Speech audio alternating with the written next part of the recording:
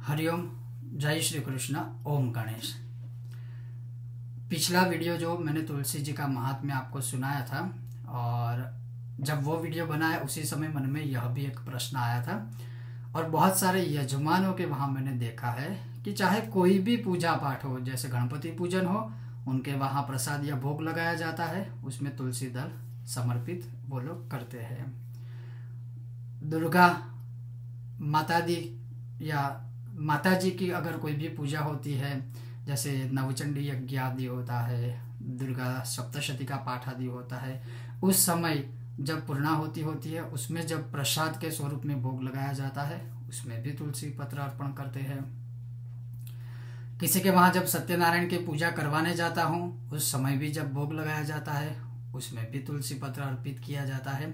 या एक सार्वजनिक स्वरूप में मैं कह दूं कि चाहे कोई भी पूजा हो, कोई भी पाठ हो, कोई भी यज्ञ हो, कुछ भी हो, कहीं पर भी जब हम जाते हैं तो वहां प्रसाद में तुलसी के पत्ते अवश्य डाले ही होते हैं। लेकिन क्या हर एक पूजा में, हर एक पूजा के प्रसाद में या भोग में तुलसी पत्र कंपलसरी डालना जरूरी है? हाँ या ना, वही मैं आज आपको अपने इस वीडियो में सुनाऊंगा। वीडियो की शुरुआत करो उससे पहले आप सबसे कहना चाहूंगा कि अगर आप हमारे चैनल पर नए हो, बिना भूले हमारी चैनल को सब्सक्राइब करें, और वीडियो पसंद आए तो लाइक और सबके साथ साझा अवश्य कीजिएगा। तो जो यह प्रश्न है उसका उत्तर मैं आपको दूंगा, वो भी शास्त्रों के प्रमाणों के साथ। तो पहले तो अगर आपके वहां शालिग्राम शिला है, अगर आपके वहां शालिग्राम शिला है, तो केवल और केवल शालिग्राम के ऊपर कंपलसरी, और कंपलसरी का मतलब भी ये है कि अगर आपको तुलसी के पत्ते प्राप्त होते हैं तब की बात है।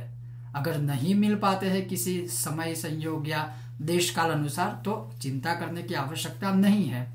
किंतु अगर आपके घर में शालिग्राम शिला है, आपके मंदिर में शालिग्राम शिला है, तो शिव जी के कथन अनुसार, जो मैंने पिछले वीडियो में आपको बताया था कि शालिग्राम के ऊपर तुलसी जी या शालिग्राम के साथ तुलसी जी होना बहुत जरूरी है। अगर शालिग्राम होने के बावजूद अगर आप शालिग्राम शिला को तुलसी अर्पण नहीं करते हो, तो उससे बड़ा कोई अपराध नहीं है, कोई दोष नहीं है। तो अगर हाँ, शालिग्राम की आप पूजा करते हो, शालिग्राम को भोग लगाते हो, शालिग्राम के ऊपर तुलसी चढ़ाना या अर्पित करना बहुत जरूरी है। किंतु क्या गणपति पूजन में भी तुलसी होना जरूरी है? क्या शिवजी की पूजा में तुलसी होना जरूरी है? क्या भगवती दुर्गा की पूजा में, सूर्य नारायण की पूजा में क्या तुलसी होना जरूरी है? बिल्कुल भी नहीं।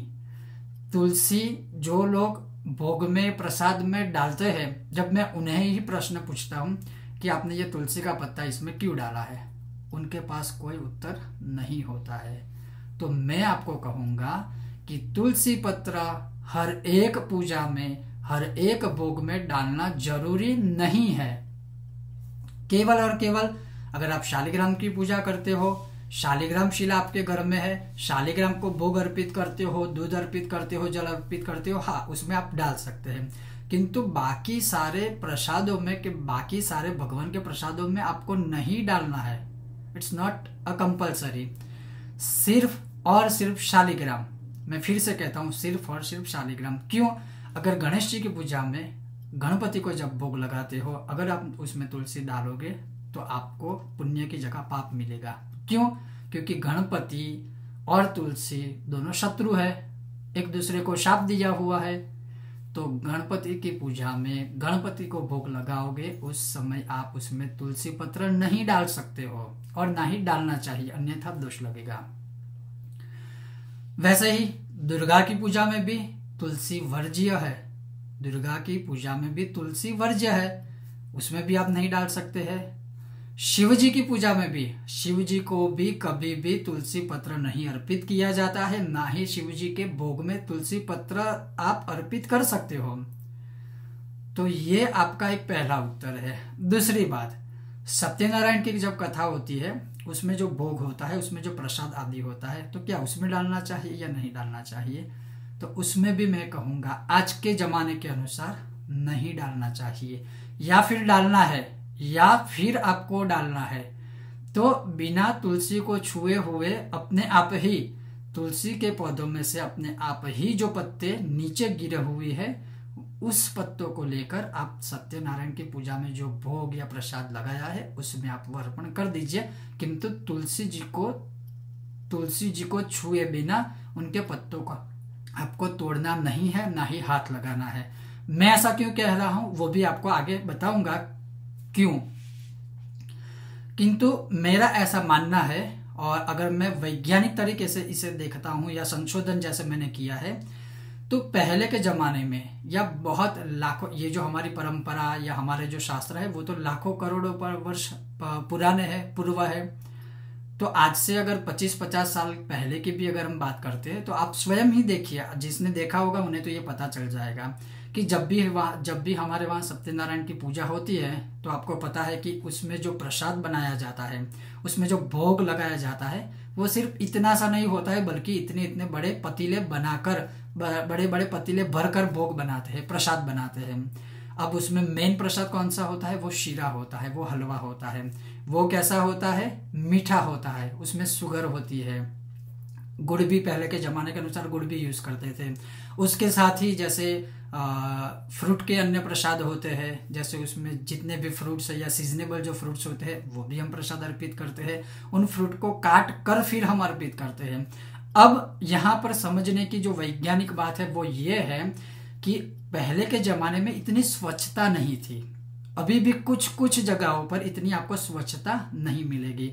तो जब भी आप भगवान के आगे भोग लगाओगे, स्पेशली मीठा भोग, जैसे स्वीट्स मिठाइयाँ होती है, शीरे का जो प्रसाद होता है, जो हलवे का प्रसाद होता है वो है, काटे हुए फ्रूट से, तो अगर जब आप भगवान के आगे वो भोग लगाओगे तो आप सोचिए क्या उसमें चींटियाँ आएगी या नहीं आएगी? क्योंकि वो मीठा है तो अवश्य चींटियाँ वहां पर आएगी। उसके ऊपर मक्खियाँ भी आने लगेगी, वहां पर मंडराएगी। जो छोटे छोटे कीटक है, कीड़े मकोड़े हैं छोटे छोटे, वो भी वहां आएंगे, क्योंकि जहां मीठा प्रसाद होगा, मीठा भोग होगा तो अवश्य वो आएंगे। तो ये एक रीजन ये है। हमारे ऋषि मुनि इतने बड़े साइंटिस्ट से मैं आपको ये गारंटी के साथ कहता हूँ कि हमारी ऋषि परंपरा या हमारे जो शास्त्र है, और खास करके ऋषि मुनि जो है, उससे बड़े साइंटिस्ट आज तक कोई नहीं हुए हैं। क्यों?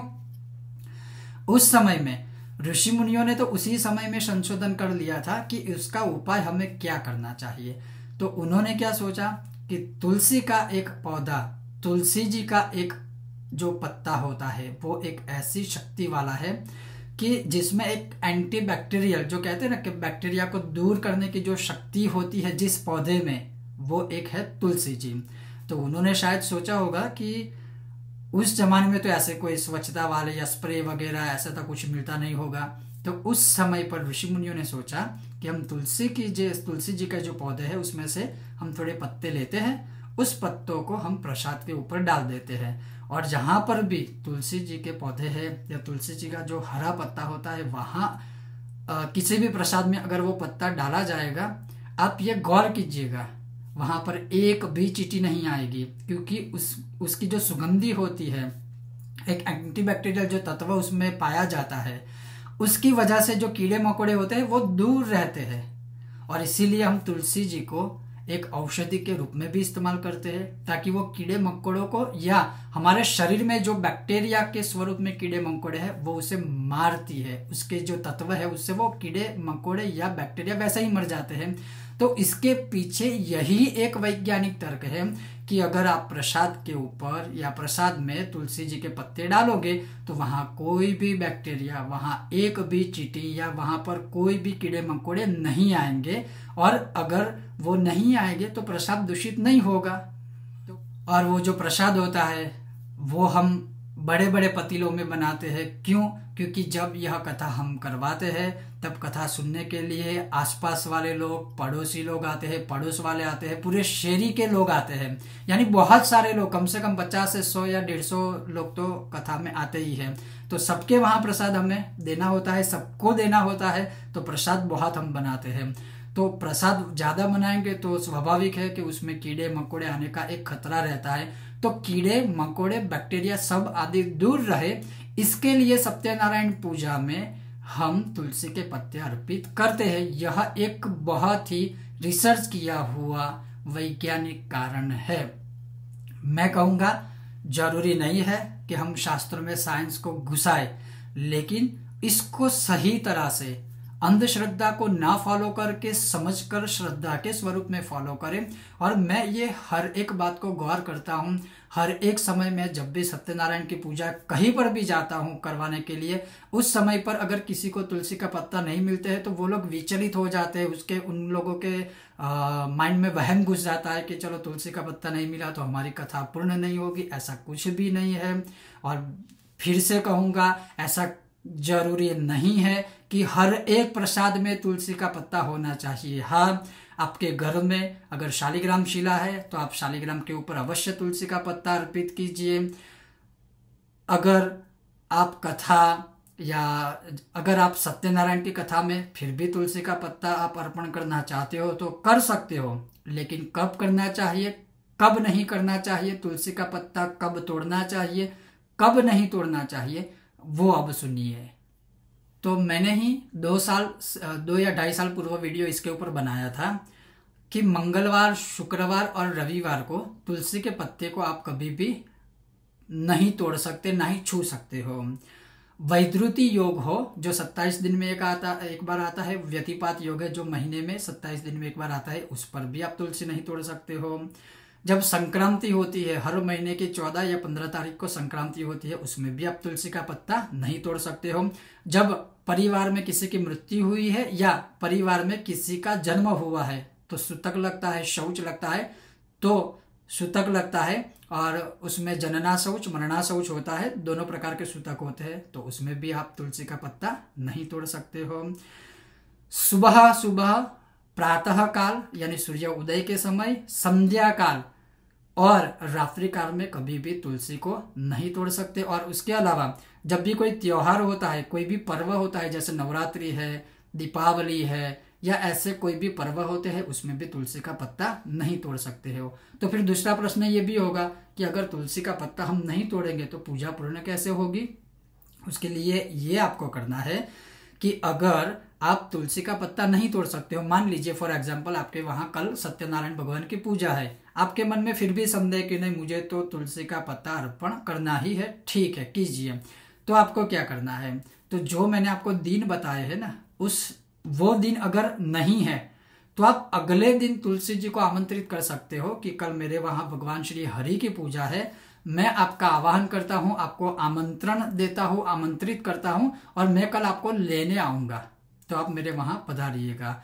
तो यह आमंत्रित करके, आमंत्रण देके दूसरे दिन जब आपके वहां कथा होती है तो उसके 1 घंटे पूर्व, 2 घंटे पूर्व या जैसे प्रातः मध्याह्न काल के बीच का जो समय है उस समय में, या मध्याह्न से शाम को संध्या काल का जो समय होता है उस समय में आप वहां से 1, 2, 5 पत्ते जितने भी आपको अनुकूल हो उस हिसाब से आप वो पत्ते को तोड़कर ला सकते हो।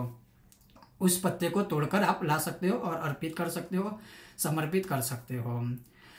ये नहीं करना है तो जैसे मैंने बताया कि तुलसी के पौधे में से स्वयं जो पत्ते नीचे गिरे हुए हैं, चाहे वो सूखे हैं चाहे वो हरे हैं, उस पत्तों को लेकर भी आप प्रसाद में अर्पण कर सकते हो। तो बस ये आप याद रखिए कि ऐसा कंपलसरी नहीं है कि हर एक प्रसाद में, हर एक भोग में, हर एक भगवान की पूजा में तुलसी का पत्ता कंपलसरी है, ऐसा कुछ भी नहीं है। उससे बड़ी सर्वश्रेष्ठ मैं बात आपको यही कहूंगा, जैसे विष्णु सहस्त्र में लिखा है तुलसीम सन्निधौ तथा, अर्थात अगर आप सत्यनारायण की पूजा करवाते हो, किसी के वहां करने जाते हो तो ये कीजिए, जैसे मैं खुद करता हूं कि अगर किसी के वहां तुलसी का पौधा है तो उस पूरे पौधे को लेकर जहां आप पूजा कर रहे हो, जहां आप सत्यनारायण भगवान का मंडप या पूजा पाठ आदि करते हो, उनके बाजू में रखिए, ताकि तुलसी जी आपके द्वारा जो मंत्रोच्चार किया जाता है वो सुनेंगे, तो उसकी जो पूजा जो है, जो सत्यनारायण की पूजा है, वो 100 गुना अधिक फल देंगी। इससे अच्छा है कि तुलसी का पत्ता तोड़कर चढ़ाने से आप तुलसी जी को ही वही रख दीजिए, वो सुनेगी, बहुत प्रसन्न होगी, श्री हरि भी प्रसन्न होंगे, तुलसी जी भी प्रसन्न होगी, तो आपकी कथा पूर्ण रूप से सफल होगी। तीसरी बात, महत्वपूर्ण बात, अगर आप औषधि के रूप में तुलसी का प्रयोग करते हो, तुलसी के पत्तों का, जैसे रोज सुबह उठकर बच्चे अगर 3 पत्ते, 5 पत्ते, 10 पत्ते अगर तुलसी का चबा लेते हैं सुबह सुबह खाली पेट औषधि के रूप में, उसका कोई दोष नहीं है। मैं फिर से कहता हूँ, जो औषधि के रूप में तुलसी जी का प्रयोग करते हैं उसके लिए कोई दोष नहीं है, कोई बाधा नहीं है। आप कभी भी वह पत्ता तोड़ सकते हो, उसका औषधि के रूप में खा सकते हो, प्रयोग कर सकते हो, चबा सकते हो, तो इसके लिए वह सर्वश्रेष्ठ है।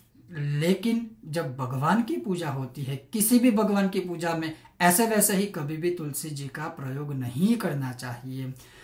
ये था आज का विषय और वीडियो, और मुझे आशा है कि आपके मन में जो संदेह था, जो प्रश्न था, वो मैंने शायद कहीं ना कहीं इसका समाधान किया है। फिर भी ऐसे ही कोई ऐसे सवाल आपके मन में जुड़े हुए हैं जो शायद आपको स्वयं को भी नहीं पता है, अवश्य वीडियो के नीचे कमेंट के माध्यम से आप हमें पूछ सकते हो। ये था हमारा आज का विषय और वीडियो। आपको यह विषय वीडियो कैसा लगा अवश्य हमें बताइएगा। अगर आपको यह विषय और वीडियो पसंद आता है तो बिना भूले हमारे वीडियो को लाइक कीजिए, ज़्यादा से ज़्यादा शेयर कीजिएगा और हमारे चैनल को सब्सक्राइब अवश्य कीजिएगा। आप सभी का बहुत बहुत धन्यवाद। जय श्री कृष्ण, ओम गणेश। सब स्वस्थ रहिए, मस्त रहिए, अपनी और अपने परिवार की सुरक्षा कीजिए। जय श्री कृष्ण, ओम गणेश।